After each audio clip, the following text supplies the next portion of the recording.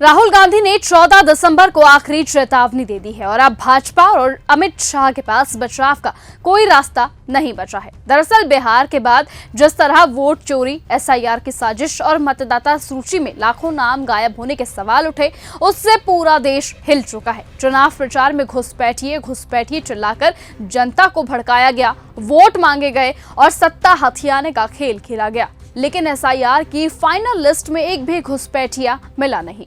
इसीलिए अब ये सवाल उठ रहे हैं।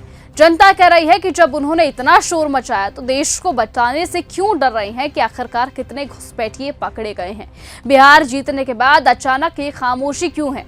क्या ये घुसपैठिए का मुद्दा सिर्फ चुनाव जीतने का हथकंडा था? और अब जब विपक्ष सबूतों के साथ सवाल उठा रहा है तो बीजेपी ने सामने आने की जगह 272 तथा कथित प्रतिष्ठित नागरिकों की आड़ लेकर राहुल गांधी को चुप कराने की कोशिश कर दी है। दरअसल पवन खेड़ा की बात इस वक्त सामने आई है। वो ये कहते हैं कि पर्दे में रहने दो, पर्दा ना उठाओ, क्योंकि पर्दा उठा तो भेद खुल जाएगा। बर्बाद जमहूरियत करने को एक ही ज्ञानेश काफी, हर शाख पे ज्ञानेश बैठा हो, अंजाम जमहूरियत क्या होगा।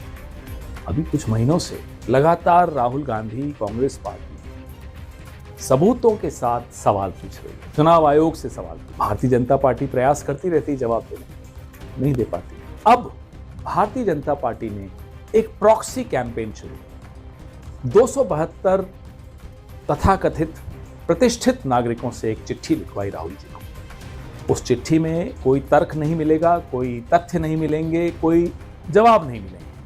उस चिट्ठी का लब्बो लबाब, उसकी भावना यह है कि जो चल रहा है उसको चलने दो, पर्दे में रहने दो, पर्दा न उठाओ। मगर अब पर्दे फट चुके हैं। पंजाब से 25 लाख से ज्यादा, तमिलनाडु से 1 करोड़ से ऊपर और पूरे देश में 5 करोड़ से ज्यादा हस्ताक्षर वोट चोरी के विरोध में जमा हो चुके हैं।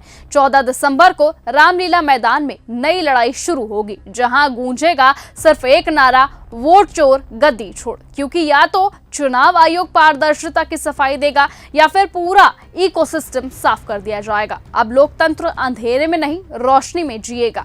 और अब जनता जवाब मांग रही है कि अमित शाह और साथ ही साथ प्रधानमंत्री मोदी बताएं कि अगर घुसपैठिए रोकना असंभव था तो जैसे खुद अमित शाह पहले ही कह चुके हैं कि चुनाव से पहले ये झूठा डर क्यों फैलाया गया। घुसपैठ को रोकना न केवल देश की सुरक्षा के लिए जरूरी, हम इस देश में से एक एक घुसपैठिए को चुन चुन कर बाहर निकालेंगे, ये हमारा प्रण। बिहार में कथित खेला हुआ है और अब जब सवाल उठ रहे हैं तो बेशर्मी से हंसकर जनता को बेवकूफ क्यों समझा जा रहा है। दरअसल 14 दिसंबर के बाद अब ना पर्दा बचेगा न बचाने वाले। ऐसे में क्या आप तैयार हैं? क्योंकि ये लड़ाई सिर्फ विपक्ष की नहीं, लोकतंत्र की है।